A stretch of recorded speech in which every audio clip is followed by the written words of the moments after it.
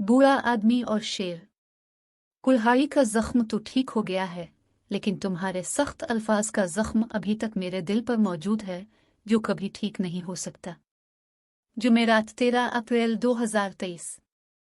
एक गरीब बूढ़ा लकड़हारा अपने बड़े से कुंबे के साथ जंगल के करीब वाक़े एक छोटी सी झोंपड़ी में रहता था। इसके बेटे और बेटियां बहुत कम उम्र थे। इसकी बीवी खाना पकाने, सफाई सुथराई, कपड़े धोने और बच्चों की देखभाल में मसरूफ रहती थी। बूढ़ा जंगल में जाकर लकड़ियां काट कर लाता था और इसे एक गठरी में बांध कर अपने गधे पर लाद देता और करीबी गांव के बाजार में जाकर बेच देता और इस तरह कुंबे का गुजारा होता था।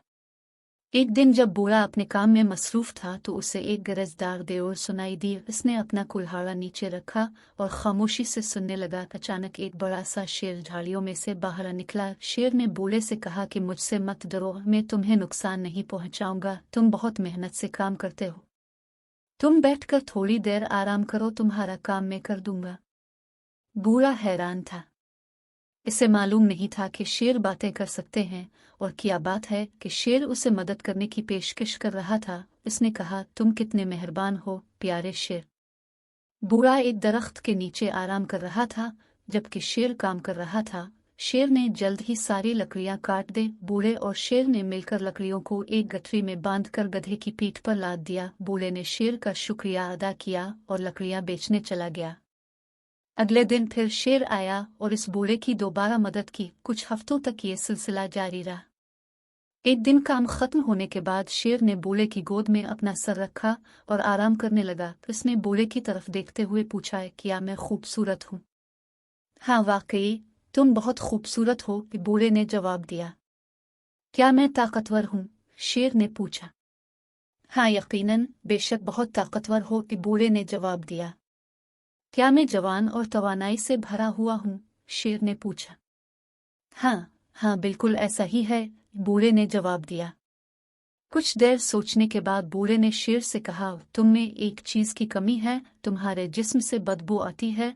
अगर तुम्हें कोई एतराज न हो तो बराह करम अपना सर मेरी गोद से हटा लो। अगर आपकी तरह मेरे जिस्म से भी बदबू आने लगी तो मेरी बीवी को बहुत बारा लगेगा। शेर अलिफाचेल कर उसकी गोद से अलिफाटे और बूढ़े को कुल्हाड़ी देते हुए कहा, इसे मेरी पीठ पर मारो। बूढ़े ने कहा, मैं तुम्हें तकलीफ नहीं पहुंचा सकता। शेर ने कहा, ये मेरी ख्वाहिश है, और ये कहने के साथ ही वो दहाड़ने लगा। बूढ़े की समझ में कुछ नहीं आ रहा था कि वो अब क्या करे। आखिर उसने कुल्हाड़ी अलिफाटे कर शेर की पीठ पर दे मारी। शेर की पीठ पर गहरा जख्म आया और खून निकलने लगा। इससे शेर का जिस्म सुर्ख और चिपचिपा हो गया। शेर जंगल में वापस चला गया और बूढ़ा अपनी लकड़ियां बाजार में ले गया। अगले दिन बूढ़ा अपने काम वाली जगह पर आया। शेर आया और इसे दूर से देखता रहा, लेकिन कोई बात नहीं की। बूढ़ा खौफजदा हो गया।